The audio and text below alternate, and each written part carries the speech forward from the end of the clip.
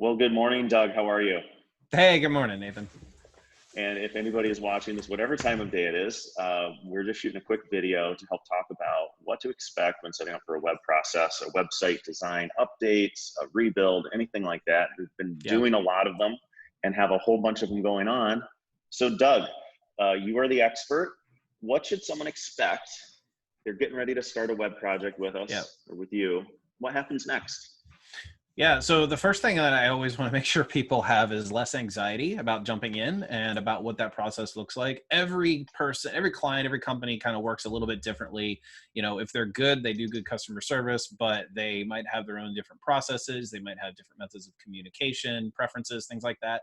So one of the things is I set those expectations with the client, like here's how we're going to communicate, here's probably how frequently we're going to communicate, and that first week or so it's actually a whole lot more than probably is typical, but we will communicate in a way that is clear, lets you know what actions you need to take versus, hey, this is what needs to happen and we're taking care of it and you should expect that to be done by this amount of time and so forth, and we'll follow up with you.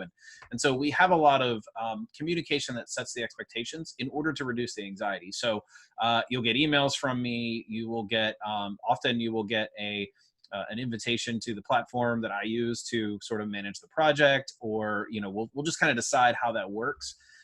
So the first part of it is like, all right, congrats, we're doing work together, but what does this look like? And you need to, that mental picture needs to be set for you, the client, because I mean, you don't know what to expect. And with most of us working remotely, a lot of my work was remotely before shutdowns and stuff, but we're working remotely even more so now, and it's just kind of a weird thing. And so people want to know what to expect.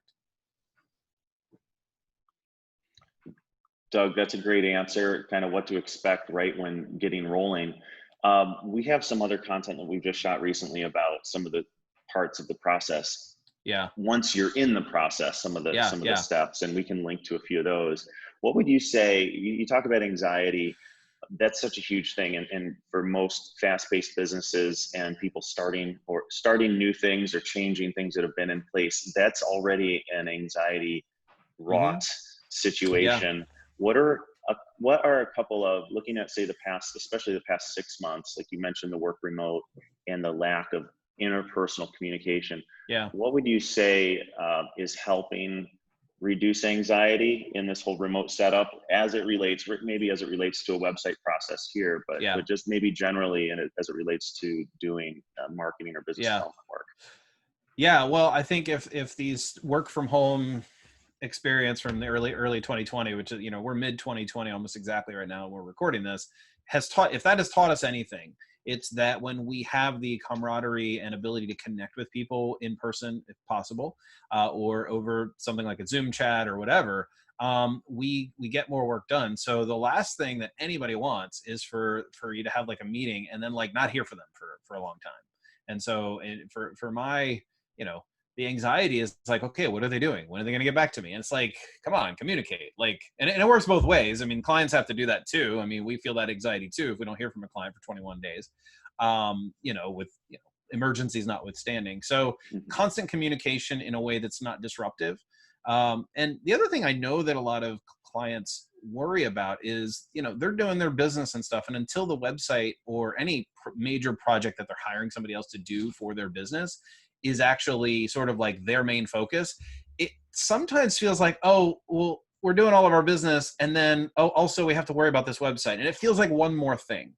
And my thought for that is, well, yeah, it is one more thing to some extent, but we try to take that burden off of you so that you have a team that helps you with your marketing. I mean, we just finished up a client site where we pretty much project managed the whole thing, thought about through the messaging, based on a preliminary conversation or two, and then we went with it. And so and they were very, very pleased with their website. So it's and in that case, it was just like, hey, we were able to be the set aside. It's almost like we were a partner with them. It's not almost like we were a partner for them, so that they could just keep running their business and making money in that way. So Yeah, it's that's a like great. it's almost like having a temporary additional department, right? And you have a manager that sort of manages that project or task, and then you know, that can be ongoing depending on your needs and what we offer you. But it's also, you know, it doesn't burden your business quite as much as most people think. It's like, oh, man, I gotta focus on a website project. Well, no, that's Yeah. what we're here for. It's a great process. And, you know, and I'll remind myself to link to that video about some of the attributes of a successful web project. But one of the great things in the initial, for most marketing setups, you know, there's a big emphasis on the web because it's a destination and where it kind of contains the client's messaging all in one spot. It becomes a really nice business process. It helps you rethink some of the things that are making your business tick. And Doug, what I'd add, and what I say to many others is I recommend working with Doug as part of our team. I've worked with a lot of web designers. I've worked on very successful web projects, and some that were just complete horrible experiences.